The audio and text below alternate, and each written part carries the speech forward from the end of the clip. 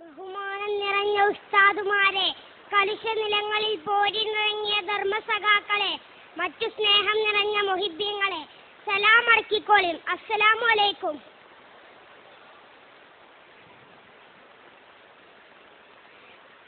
കുറച്ച് ലേറ്റായിട്ടാണെങ്കിലും നമ്മളെ സാഹിത്യോത്സവിന്റെ വേദിയിലാണ് ഞാനും നിങ്ങളും.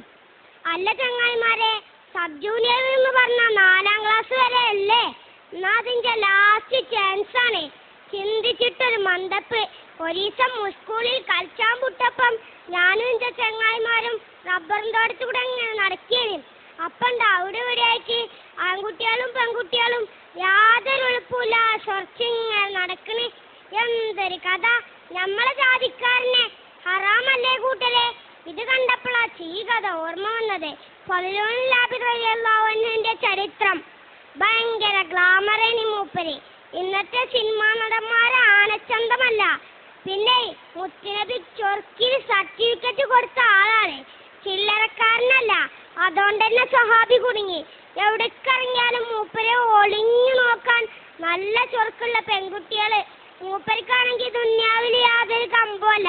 മദീനത്ത് വലിയൊരു സമ്പന്നന്റെ മോളുണ്ടേനി, ജാരിയാന്നാ തോന്നുന്ന പേര്. പേരും ചൊർക്കേനി. ലോഡ് കണക്കിന് മഹറേറ്റ് കൊറേ സുന്ദരന്മാർ ഓളെ കെട്ടാൻ വന്നിക്കണേ. ഓൾക്കാർക്കും മോളെ കിട്ടിയിട്ടില്ല. കാരണം എന്താ അറിയോ? ഓളെ മാനസകൊട്ടാരത്തിലൊരാളുണ്ട്. അല്ല, ആരാപ്പത്? നമ്മളെ കഥാനായകൻ ഫളിലുണ്ടല്ലാഹു. ഇതൊക്കെ പ്രേമം മൂത്ത് മൂപ്പരെ വശീകരിക്കാൻ പലവട്ടം ശ്രമിച്ചു. മൂപ്പരിക്കുണ്ടോ പൂതി? സുബൈക്ക് പള്ളിക്കൊക്കെ പോകുമ്പോ പോലും സ്വൈര്യം കൊടുക്കൂല. അങ്ങനെ ഇരിക്കുമ്പോഴാണ് ഹജ്ജ് സീസൺ എത്തുന്നത്.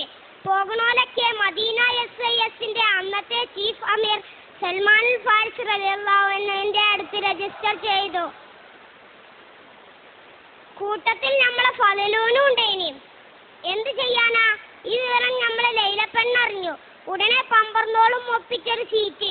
കുറച്ച് ദിവസങ്ങൾക്ക് ശേഷം യാത്ര ആരംഭിച്ചു.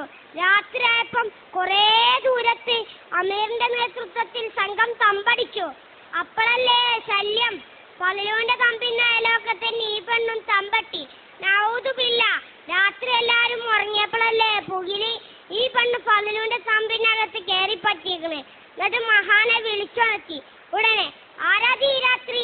ഇത് ഞാനാണ്, നിങ്ങളെ സ്വന്തം ജാലിയ. നിങ്ങളോടിച്ച് പെരുത്ത് പ്രേമാണ്. നിങ്ങളിഞ്ഞെ കെട്ടണം. വേറെ പുതിയാപ്പളനെ ഈ ലൈലാക്ക് വേണ്ട. ദേഷ്യം പിടിച്ച സ്വഹാബി പോ പെണ്ണെ, വണ്ടിയും വലിയുണ്ടാക്കാതെ അവളെ ശകാരിച്ചു. ഫളിലുവിനെ വീഴ്ത്താൻ കഴിയൂലെന്ന് മനസ്സിലാക്കിയ ലൈല ദേഷ്യത്തോടെ പ്രതികരിച്ചു. അങ്ങനെയല്ലടാ, ഈ പെണ്ണ് നിന്നെ ഒരു പാഠം പഠിപ്പിക്കും. പിറ്റേന്ന് നേരം വെളുത്തപ്പോ റെയ്ഡാ അമീറിന്റെ നേതൃത്വത്തിൽ. അല്ലാ, എന്താ അറിയോ? ലൈലാന്റെ വജ്രമാല കളവ് പോയിക്കണോലോ. സംഘങ്ങളെ റെയ്ഡ് ചെയ്ത് ഇപ്പം എത്തിയിരിക്കുന്നത് ഫളിലുന്റെ തമ്പിൽ സൽമാൻ റളിയല്ലാഹു അൻഹു പറഞ്ഞു, നിങ്ങളെ ഞമ്മക്ക് സംശയമില്ല, എന്നാലും റെയ്ഡ് ചെയ്യണല്ലോ. നിങ്ങൾക്ക് കേൾക്കണോ കൂട്ടരെ? മാല കിട്ടി, മൂപ്പരെ പെട്ടീന്ന്. സുബ്ഹാനല്ലാഹ്, ആകെ കോലാഹലം. കൊറേ ആൾക്കാർ മൂപ്പരെ കുറ്റം പറഞ്ഞു. കൊറേ ആൾക്കാർക്ക് വിശ്വസിക്കാനും കഴിഞ്ഞില്ല. പടച്ചോനെ, അന്നന്തിക്ക് ലൈലാന്റെ തമ്പുന്ന ഒച്ചും പൊളിയും. ഓടി വരണേ, ഇവനെന്നെ അപമാനിക്കുന്നേ. എല്ലാരും പാടെ തുണിന്റെ കോന്തലയും പിടിച്ച് ചാടി വണ്ടി ചെന്നോക്കുമ്പോട്ട് സുബ്ഹാനല്ലാഹ്, ലൈല അല്പത്രയായി നിൽക്കുന്നു. പരിസരത്ത് ഫളിലുള്ളതല്ലാഹു.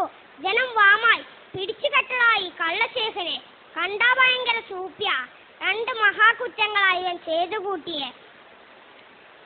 സുബ്ഹാനല്ലാഹ്, ആകെ കോലാഹലം. എന്ത് ചെയ്യും? സൽമാൻ റളിയല്ലാഹു അൻഹു ആകെ കൊയങ്ങി. അല്ലാ, അപ്പം ഭരിക്കണത് ആരാറിയോ? ഉമറുൽ ഖത്താബ. കേസ് കേട്ടപ്പോ മൂപ്പരാകെ ഞെട്ടി. പടച്ചോനെ, ഫളിലൂൻ ഇങ്ങനെ ചെയ്യൂലല്ലോ. അതുണ്ടാകൂല. ഏതായാലും ഈ കേസ് നടത്താൻ നല്ലത് അലി റളിയല്ലാഹു അൻഹു ആണ്. അങ്ങനെ കേസ് അലി റളിയല്ലാഹു അൻഹുവിന്റെ അടുത്ത്. അപ്പൊ തന്നെ ലൈലിയോൾ അടിമി വറക്കാൻ തുടങ്ങിയിരിക്കണേ. അലി റളിയല്ലാഹു അൻഹു ചോദ്യം തുടങ്ങി ലൈലാനോട്. ഇതൊക്കെ ഉണ്ടായോ? അതെ. മാല എവിടെയാണ്? എന്റെ പെട്ടിയില്. അതെന്താ അണിയാഞ്ഞു? ഒന്നുമില്ല.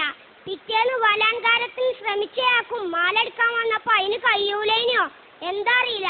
ഫളിലുവിനോട് ഇതൊക്കെ ഉണ്ടായോ? അതെ, ഞാനൊരു തെറ്റും ചെയ്തിട്ടില്ല. പിന്നെ എങ്ങനെ നിങ്ങൾ ലൈലയുടെ തമ്പിൽ? അല്ലാഹു ആലം. എന്ത് ചെയ്യും റബ്ബ് എങ്ങനെയായാലും. ഉടനെ അലി റളിയല്ലാഹു അൻഹു ലൈലാന്റെ അടിമനെ വിളിച്ചു. ഇവനാണെങ്കിൽ കിടുകിടാ വിറക്കുണ്ട് ട്ടോ. പറയടാ, എന്തുണ്ടായി? പറയാമേ, എന്റെ യജമാനത്തി പറഞ്ഞത് കളവാണ്. ആദ്യത്തെ ദിവസം യജമാനത്തി ആ തമ്പിൽ പോയിരുന്നു. മാല കഴുത്തിൽ തന്നെയായിരുന്നു അണിഞ്ഞിരുന്നത്. രണ്ടാമത്തെ ദിവസം ഫലൂനെ ഒരു പൊടി തന്നു അതുകൊണ്ട് മയക്കിക്കൊണ്ടുവരാൻ യജമാനത്തി എന്നോട് പറഞ്ഞു. ഞാനങ്ങനെ ചെയ്തു. ശേഷം എന്തോ മണപ്പിച്ചു. അപ്പോൾ സഹാബിക്ക് വെളിവ് കിട്ടിയ ശേഷം യജമാനത്തി ബഹളമുണ്ടാക്കി. പൊളിങ്ങിലെ, എല്ലാം പൊളിങ്ങിലെ. ലൈലാന്റെ കള്ളത്തരങ്ങൾ മുഴുവനും. അങ്ങനെ ലൈലക്കെതിരെ ശിക്ഷ വിധിച്ചു. സത്യമേ ഒടുക്കം ജയിച്ചുള്ളൂ. അതാണ് എപ്പോഴും സത്യസന്ധരാകാന്ന് പറയണത്. നോക്കിയും കൂട്ടരെ, നിങ്ങൾ ഈ സഹാബിന്റെ മനസ്സ് ഇത്രയും നല്ലൊരു സുന്ദരനെ കിട്ടിയിട്ടും അള്ളാഹ്ക്കും വേണ്ടി ഒഴിവാക്കിയത്. നമ്മളൊക്കെയാണെങ്കിൽ ചാടി പൂണോളും. അള്ളാഹു അവരുടെ കൂടെ നമ്മെ സ്വർഗത്തിൽ ഒരുമിച്ച് കൂട്ടട്ടെ. ആമീൻ.